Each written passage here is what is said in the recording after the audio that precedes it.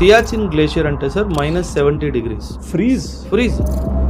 Human body ఈ చెయ్యి మీరు ఒక 2 minutes ఇట్లా బయట పెట్టారనుకోండి, ఫ్రాస్ట్ బైట్ అవుతుంది. ఈ ఫ్రాస్ట్ బైట్ అయిందంటే దానికి ఒక్కటే మార్గము, వీళ్ళు నరికేయాలి.